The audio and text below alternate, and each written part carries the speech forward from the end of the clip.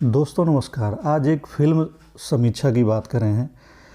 Film है सांड की आँख। ये 2017 में रिलीज़ हुई थी और इसको अनुराग कश्यप ने जो है बनाया था और इसमें अभिनय किया है तापसी पन्नू, प्रकाश झा आदि ने।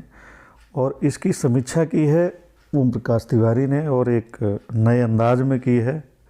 और 2 साल पहले ये समीक्षा लिखी गई थी सोशल मीडिया पे ही।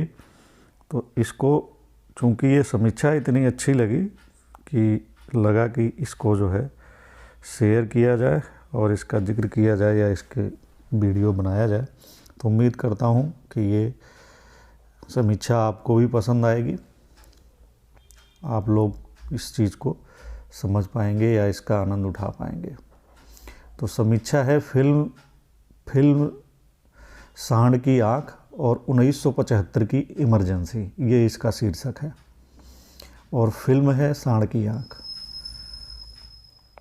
अनुराग कश्यप की फिल्म सांड की आँख मुझे उम्मीद से भरी उदास कविता सी लगी। कभी ढलती शाम तो कभी सूरज निकलने से पहले की सुबह सी लगी। निस्संदेह तापसी पन्नू और भूमि पेडनेकर ने बेहतरीन अभिनय किया है।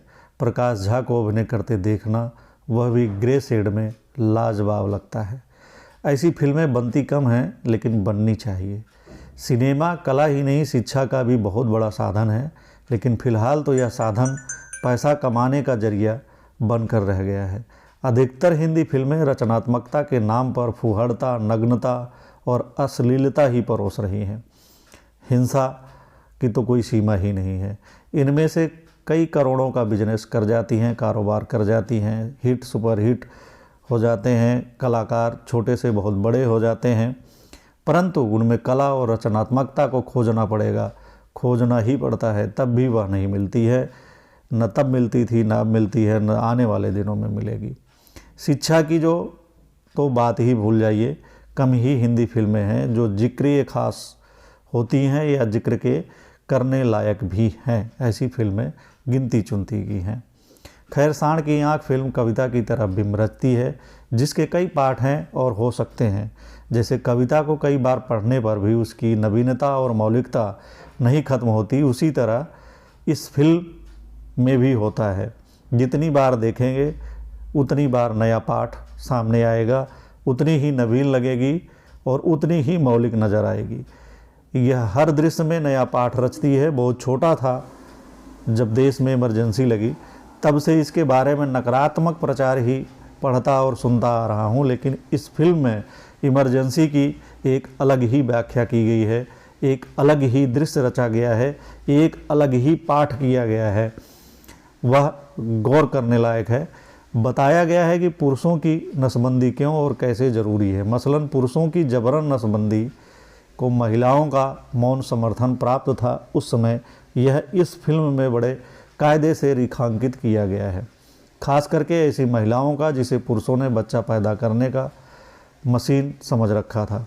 फिल्म में एक सीन है, एक दृश्य है। एक बूढ़ी गाय को दिखाकर डॉक्टर पूछता है कि इसकी यह हालत क्यों हुई है। जवाब में डॉक्टर ही बताता है कि अधिक बच्चा पैदा करने की वजह से इस गाय की ये हालत हुई है। शूटर दादी समझ जाती हैं, आखिर उनका हाल भी तो उसी गाय जैसा ही हो रखा था। ऐसे में वह अपने घर के छोरे के माध्यम से सरकारी कर्मचारियों के डर से खेतों में छिपे मर्दों के बारे में सूचना भिजवा देती है। सारे के सारे मर्द पकड़े जाते हैं और उनकी नसबंदी हो जाती है। उनकी उत्पादन क्षमता को छीन लिया जाता है। बेशक यह खराब जैसा कुछ लगे कुछ लोगों को, लेकिन इससे देश के असंख्य लोगों को नई राह मिलती है। जिंदगी हसीन होने की चाह पैदा होती है, बढ़ती है और नैनों में सपने संजोने लग जाते हैं। बच्चा पैदा कर करके अजीज आ चुकी महिलाएं खुश थीं।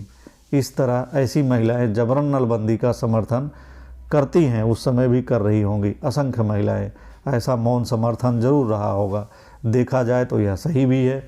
अशिक्षा की वजह से हमारे समाज में महिलाएं पुरुषों की नाक बनकर रह गई हैं। अधिकतर क्षेत्रों में अब भी यही हाल है। पत्नी को मान सम्मान देने, उसकी इच्छा अनिच्छा को समझे बिना बच्चा पैदा करने का यंत्र ही समझ लिया जाता है बहुत हुआ तो सेक्स का जरिया, वासना की पूर्ति हुई नहीं कि पुरुषों के लिए महिलाओं की हैसियत बूढ़ी गाय जैसी ही हो जाती है। मैं नहीं जानता कि इंदिरा गांधी महिलाओं के इस दर्द को कितना जानती और समझती रही होंगी, या कि उन्होंने ऐसी महिलाओं का कल्याण करने के लिए ही जबरन नसबंदी या नलबंदी अभियान चलाया रहा होगा।